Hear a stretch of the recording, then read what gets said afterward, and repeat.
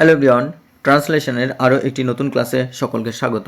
যারা প্রথম থেকে ক্লাসটি দেখছো কোনো রকম স্কিপ না করে ক্লাসটি দেখতে থাকো, আশা করি ক্লাসটি খুবই হেল্পফুল হবে।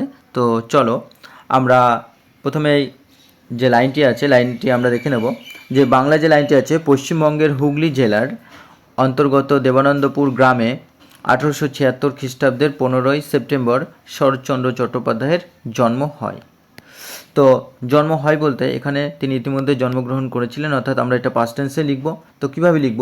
এখানে আমাদের প্রথমে লিখতে হবে যিনি সাবজেক্ট আছেন, অর্থাৎ শরৎচন্দ্র চট্টোপাধ্যায়। তো সাবজেক্ট লিখলাম। এবার হচ্ছে ভার্ব আসবে, ওয়াজ বর্ন, জন্মগ্রহণ করেছিলেন। কখন?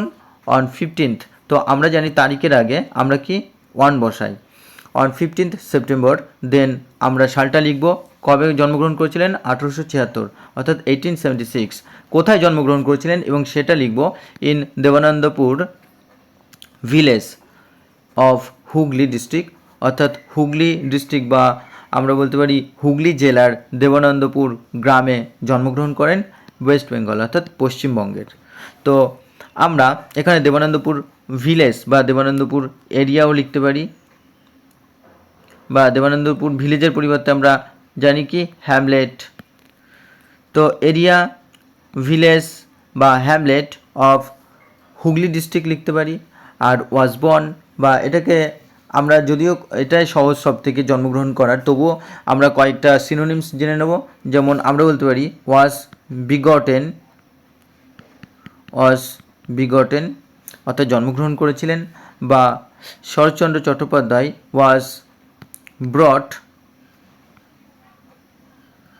brought into the world, অর্থাৎ তিনি জন্মেছিলেন বা পৃথিবীতে এসেছিলেন। তো এইভাবে কিন্তু লেখা যেতে পারে। তো ওয়াজ বর্নটাই সহজ আছে, সুতরাং এইভাবেই লিখবে। তো এইভাবে কিন্তু আমরা পরপর লিখতে থাকবো। আর চলো এরপরে আমরা পরের বাক্যটি লক্ষ্য করি। পরের বাক্যটি আছে, ভাগলপুরে মাতুলাল এ তাহার প্রথম জীবন অতিবাহিত হয়। তাহলে ভাগলপুরের মাতুলালয়ে তার প্রথম জীবন অতিবাহিত হয়, বা তিনি তার প্রথম জীবন অতিবাহিত করেছিলেন ভাগলপুরের মাতুলালয়ে, আমরা এইভাবে লিখব। তো আমরা সাবজেক্ট আনবো প্রথমে কি, তিনি, সাবজেক্ট। তো স্পেন্ট বলতে তিনি অতিবাহিত করেছিলেন। তো এখানে কিন্তু V2 ব্যবহার করলাম, তো পাস্ট টেন্সে। আর হিজ আর্লি লাইফ, তার প্রথম জীবন। He spent his early life কোথায় কাটিয়েছিলেন? At his maternal uncle's house, অর্থাৎ মাতুতা লয়ে, বা যেটাকে আমরা মামার বাড়িতে বলতে পারি। তাহলে অ্যাট হিজ কি মেটার্নাল আঙ্কেলস বা মামার বাড়িতে কি, ইন ভাগলপুর অর্থাৎ ভাগলপুরে। বা এটাকে আমরা অন্যরকমভাবে লিখতে পারি, হি পাস্ট অর্থাৎ তিনি অতিবাহিত করেছিলেন। বা আমরা বলতে পারি হি কমপ্লিটেড, বা আমরা বলতে পারি হি পাস্ট বা হি ডিভোটেড, বা হি ডেডিকেটেডও বলা যায়, হি ডেডিকেটেড, বা হি ইউজড বলা যেতে পারে কি, হিজ আর্লি লাইফ অর্থাৎ তার যে প্রাথমিক জীবন, বা আমরা যেটাকে বলতে পারি হিজ ইনিশিয়াল লাইফ, বা হিজ ফার্স্ট লাইফ, বা হিজ কি ফরমেটিভ লাইফ কোথায় অতিবাহিত করেছিলেন? সেটা হচ্ছে at his maternal uncle's house, বা কারো মেটার্নাল আঙ্কেল যদি না মনে থাকে তাহলে মাদার্স লিখতে পারে কি, মাদার্স ব্রাদার্স হাউস বা হোম, যদি মামার বাড়িতে না মনে থাকে তাহলে মাদার্স ব্রাদার্সও লিখতে পারে সে। তো এইভাবে কিন্তু লেখা যেতে পারে মাদার্স ব্রাদার্স হাউস বা হোম ইন ভাগলপুর অর্থাৎ ভাগলপুরে। তো এইভাবে কিন্তু লিখতে পারো। তো অবশ্যই অর্ডগুলি লিখে নিও। তো চলো আমরা পরের বাক্যটি লক্ষ্য করি। পরের বাক্যটি আছে, TN জুবলি কলেজিয়েট স্কুল হইতে দ্বিতীয় বিভাগে প্রবেশিকা পরীক্ষায় উত্তীর্ণ হইয়া শরৎচন্দ্র স্থানীয় কলেজে ভর্তি হন। তো আমরা এখানে প্রথমে সাবজেক্ট দেখব কি, শরৎচন্দ্র দ্বিতীয়। তাহলে এখানে হইয়াটাকে আমরা কিন্তু অ্যান্ডের মাধ্যমে আবার দ্বিতীয় সেন্টেন্স যুক্ত করব, কারণ এখানে পার্টিসিপেল আমরা ব্যবহার করব না। পার্টিসিপেল ব্যবহার করা যায় কিন্তু পার্টিসিপেল দরকার নেই। তো প্রথমে লিখব যে শরৎচন্দ্র, তাহলে কি সাবজেক্ট, আর পাস্ট দ্য এন্ট্রান্স এক্সামিনেশন অর্থাৎ এন্ট্রান্স এক্সামিনেশন তিনি পাস করেছিলেন কি, ইন সেকেন্ড ডিভিশন অর্থাৎ দ্বিতীয় বিভাগে। এবার কোথা থেকে সেটা লিখব, from TN Jubilee Collegiate School. TN. Jubilee Collegiate School থেকে তিনি পাস করেছিলেন। আর কি পরীক্ষা পাস করেছিলেন সেটা হচ্ছে অবজেক্ট হলো the entrance examination in second division, আর টি.এন. জুবলি কলেজিয়েট স্কুল থেকে। এরপর হচ্ছে কি তিনি ভর্তি হয়েছিলেন, এবার স্থানীয় কলেজে ভর্তি হয়েছিলেন অ্যান্ড গট অ্যাডমিটেড। তিনি ভর্তি হয়েছিলেন কোথায়? টু এ লোকাল কলেজ, অর্থাৎ একটা স্থানীয় কলেজে তিনি ভর্তি হন বা তিনি ভর্তি হয়েছিলেন। তাহলে আমরা বলতে পারবো যে শরৎচন্দ্র পাস্ট, অর্থাৎ পাস করেছিলেন বা শরৎচন্দ্র ক্লিয়ার্ড, বা আমরা বলতে পারি শরৎচন্দ্র কমপ্লিটেড। কি? Saratchandra completed the entrance examination, অর্থাৎ প্রবেশিকা পরীক্ষা in second division from TN. Jubilee Collegiate School and got admitted, বা আমরা বলতে পারি গট এনরোলড, অর্থাৎ ভর্তি হয়েছিলেন। গট এনরোলড, বা আমরা বলতে পারি গট জয়েন্ট কোথায়? টু এ লোকাল কলেজ, বা টু এ লোকাল কলেজ বলতে এখানে তার যে স্থানীয় কলেজের কথা বলা হচ্ছে সেই স্থানীয় কলেজে তিনি, বা টু এ নিয়ার বাই কলেজও আমরা বলতে পারি, কাছাকাছি, অর্থাৎ স্থানীয় কলেজে তিনি একটা ভর্তি হয়েছিলেন। তো এইভাবে কিন্তু আমরা লিখতে পারি। তো চলো আমরা পরের বাক্যটি লক্ষ্য করি। পরের বাক্যটি আছে, কিন্তু আর্থিক অসচ্ছলতা বশত ইনি বেশি দূর পড়িতে পারেন নাই। FA পড়িতে পড়িতে পাঠ সমাপ্ত করিতে বাধ্য হন। তো হয়েছিলেন, তো কিভাবে লিখব? আচ্ছা, কিন্তু যাই হোক, অর্থাৎ হাউএভার, কিন্তু বলতে এখানে যাই হোক বা however, due to financial difficulties, অর্থাৎ কারণটা এখানে আগে লেখা হচ্ছে কি কারণে? ডিউ টু ফিনান্সিয়াল ডিফিকাল্টিস বা ডিউ টু ইকোনমিক ডিফিকাল্টিস বলতে পারি আমরা, কি ইকোনমিক ডিফিকাল্টিস, বা ডিউ টু মানিটারি, অর্থাৎ অর্থজনিত সমস্যার কারণে,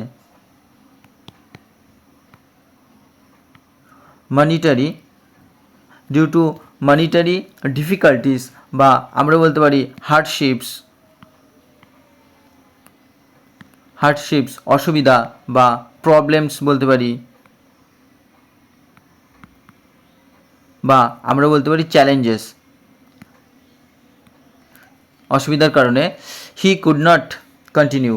তো সামর্থ্য অর্থে কিন্তু আমরা কুড ব্যবহার করি পাস্ট টেন্সে, ক্যান যখন আমরা প্রেজেন্ট টেন্সে সামর্থ্য অর্থে ব্যবহার করি ক্যান, এবং পাস্ট টেন্সে কিন্তু আমরা সামর্থ্য অর্থে কুড ব্যবহার করি।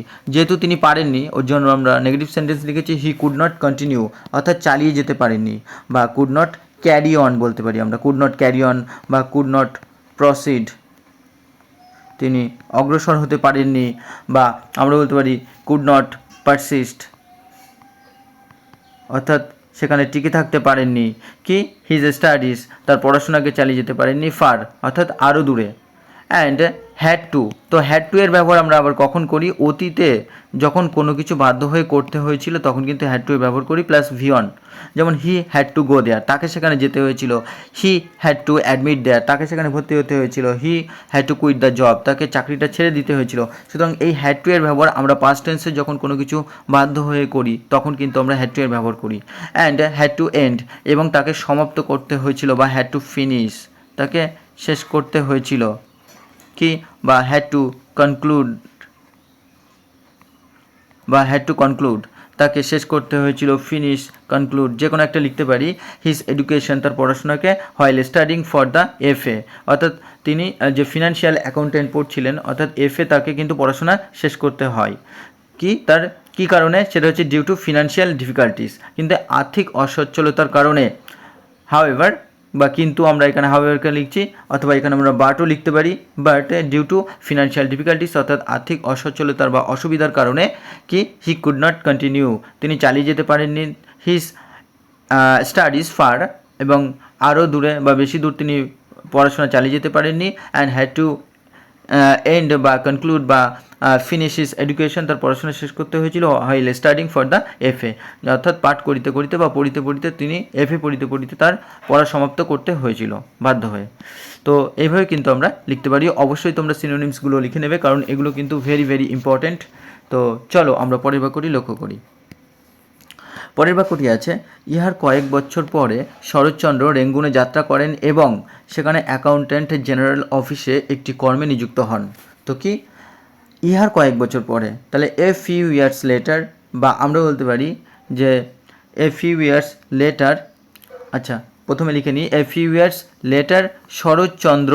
তো শরৎচন্দ্র এখানে subject, a few years later অর্থাৎ এর কয়েক বছর পরে, বা আফটার সাম ইয়ার্স লেটারও বলতে পারি আমরা, এ ফিউ ইয়ার্স লেটার বা আফটার সাম ইয়ার্স লেটার, কি বা আফটার সাম ইয়ার্স বা a few years later. Saratchandra moved অর্থাৎ এখানে V2 ব্যবহার করা হচ্ছে, শরৎচন্দ্র স্থানান্তরিত হন টু রেঙ্গুনে অ্যান্ড টুক আপ এবং গ্রহণ করেছিলেন এ জব একটা কাজ বা একটা অকুপেশন তিনি গ্রহণ করেন at the accountant general office, অর্থাৎ অ্যাকাউন্ট্যান্ট জেনারেল অফিসে তিনি একটা কি হিসেবে নিযুক্ত হন বা একজন অকুপেশন বা একটা জব তিনি গ্রহণ করেছিলেন কিন্তু সেখানে। তো হি মুভড বা শরৎচন্দ্র শিফটেড বলতে পারি আমরা, তিনি শিফটেড হয়েছিলেন কি টু রেঙ্গুন, বা শরৎচন্দ্র রিলোকেটেড আমরা বলতে পারি, রিলোকেটেড টু রেঙ্গুন, বা ট্রান্সফার্ড বলতে পারি আমরা,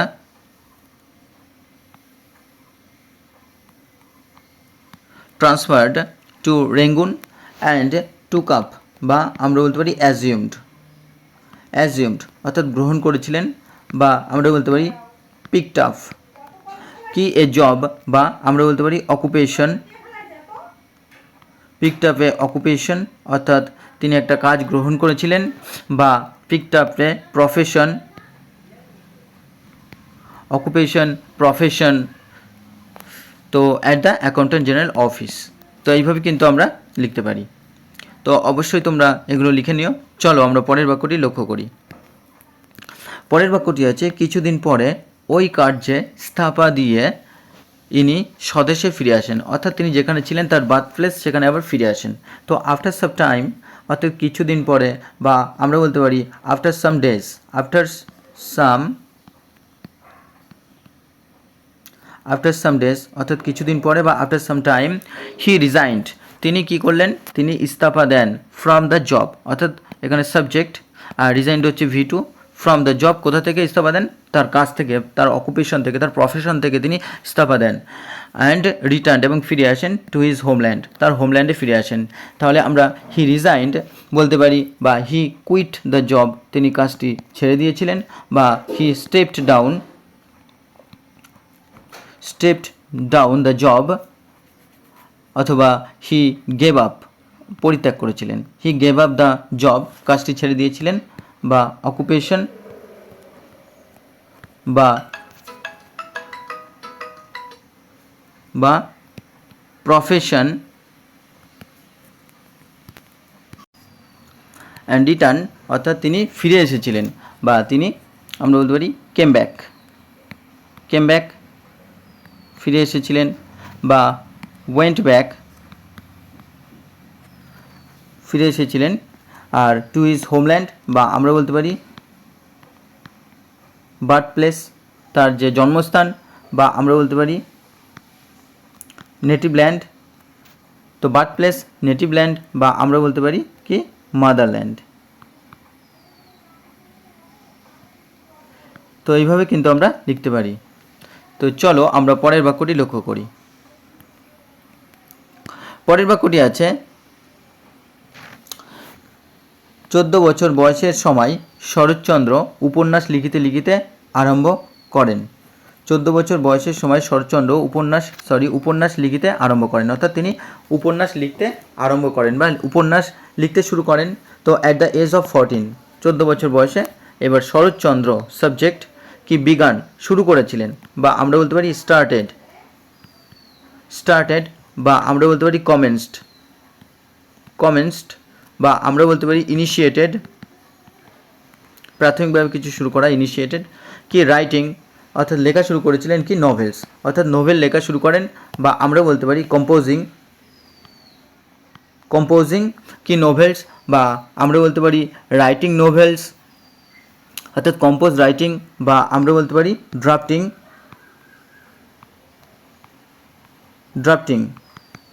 নভেলস। তো এইভাবে কিন্তু লেখা যেতে পারে। তো চলো আমরা পরের বাক্যটি লক্ষ্য করি।